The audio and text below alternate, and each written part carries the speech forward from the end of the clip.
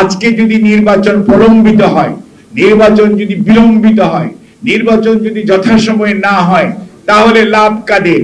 লাভ হচ্ছে পতিত স্বৈরাচারের রেখে যাওয়া যে সমস্ত এই সুবিধাভোগীরা আজকে প্রশাসনে বলেন, বিচারালয়ে বলেন, সর্বত্র বলেন ছড়িয়ে আছে, দেশে ব্যবসা কেন্দ্রে বলেন, সর্বত্রই তাদের, এবং তারা দেশে এবং বাইরে বসে তাদের নেত্রী যে ষড়যন্ত্র করছে, নির্বাচন হতে দিব না, নির্বাচন এটা করতে দিব না, অর্থাৎ এক ধরনের বিশৃঙ্খলা হলে লাভ কাদের? লাভ হচ্ছে পলায়নকৃত স্বৈরাচারের। কাজে আপনারা যারা আজকে বুঝে না বুঝে বিভিন্ন দাবি তুলে আজকে নির্বাচনকে পিছিয়ে দিতে চান, তারা কি প্রকারান্তরে স্বৈরাচারের পক্ষে কাজ করছেন কিনা সেইটি কি বিবেচনা করেছেন? আজকে যদি স্বৈরাচারের পক্ষে কাজ করেন এবং আপনাদের কর্মসূচির কারণে যদি আজকে কোনো কারণে এই দেশের নির্বাচন হবে কি হবে না এটি নিয়ে মানুষের মধ্যে এক ধরনের আশঙ্কা জমে, তাহলে লাভবান হবে পলায়নকৃত স্বৈরাচার। সেটির জন্য কি আপনারা 2024-এর 36শে জুলাই করেছিলেন? কাজে আমি এখনো বলবো, ভাইয়েরা বুঝার চেষ্টা করেন, ক্রীড়ানকের ভূমিকায় দয়া করে লাভ দিয়ে পড়বেন না। আর যারা কথা বলেন, যাদের কোনো অতীত ট্রেক রেকর্ড নাই, যাদেরকে জনগণ কোনো অবস্থাতেই কোনো কিছু দায়িত্ব দেয় নাই, সেই সমস্ত মানুষগুলো যখন কথা বলেন তাদের বোঝা উচিত আপনাদের অতীত অভিজ্ঞতার কত অপরিপক্কতা আছে, যেই জন্য আপনারা যেটি বলেন সেইটির পরবর্তী যে ফলটা আসবে সেটি স্বৈরাচারের পক্ষে চলে যাবে এবং দেশ একটি ভয়ঙ্কর বিপদের দিকে এগিয়ে যাবে। আপনারা কি এভাবে গত 16 বছর গণতন্ত্রকামী আন্দোলন, গণতন্ত্র প্রতিষ্ঠার আন্দোলনে যারা শহীদ হয়েছে তাদের প্রতি সুবিচার করব? যারা পঙ্গু হয়েছে, যারা আহত হয়েছে তাদের প্রতি কি আমরা সুবিচার করব? যদি স্বৈরাচারের এই পুনরায় প্রত্যাবর্তনের পথকে আমরা প্রশস্ত করি, তাহলে আমাদের এই বিভাজন আমাদেরকে আগামী প্রজন্মের কাছে যে প্রশ্নবোধক চিহ্নের সম্মুখীন করবে, সেই দায়িত্ব নিতে কি আদৌ আমরা প্রস্তুত? কাজেই যারা আজকে কথা বলছেন, আমি সবার প্রতি শ্রদ্ধা এবং সম্মান রেখেই বলতে চাই, আপনারা দয়া করে দেয়ালের লিখন পড়তে শিখুন, রাজনীতিকে রাজনীতি দিয়ে মোকাবেলা করুন। কোনো অবস্থাতেই গায়ের জোরে কোনো কিছু চাপিয়ে দেওয়ার চেষ্টা করবেন না। গায়ের জোর থাকা ভালো, গায়ের জোর কোন পারপাসে আপনি ব্যবহার করবেন সেটি কিন্তু আপনার মনে রাখতে হবে। গায়ের জোর যদি আপনি ন্যায়ের জন্য করেন, আপনাকে মানুষ সাধুবাদ জানাবে। গায়ের জোর যদি আপনি অন্যায়ের জন্য প্রতিষ্ঠা করার জন্য ব্যয় করেন, মানুষ কিন্তু আপনাকে সাধুবাদ জানাবে না, তখন মানুষ আপনাকে বলবে আপনি উগ্র পন্থা অবলম্বন করছেন।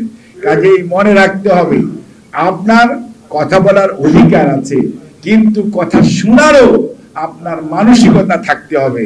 তা যদি না হয় তাহলে এই দেশে গণতন্ত্র হবে না।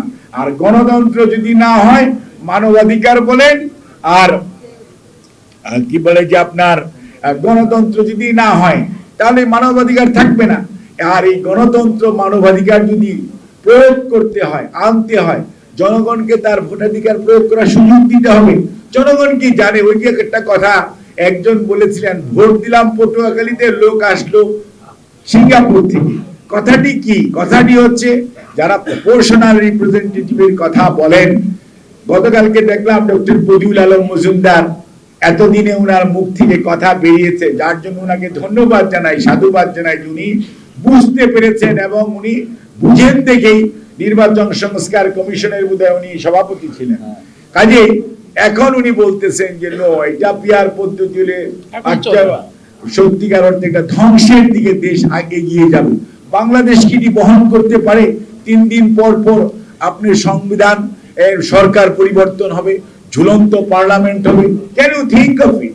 কাজে বাংলাদেশের মানুষ জানে সে কাকে ভোট দিতেছে, কে তার প্রতিনিধি, কে তার জন্য কাজ করবে, এলাকার জন্য, উন্নয়নের জন্য কাজ করবে। মানুষ তাকে দেখতে চায়। মানুষের মেন্টাল মেকআপ হচ্ছে এই ধরনের।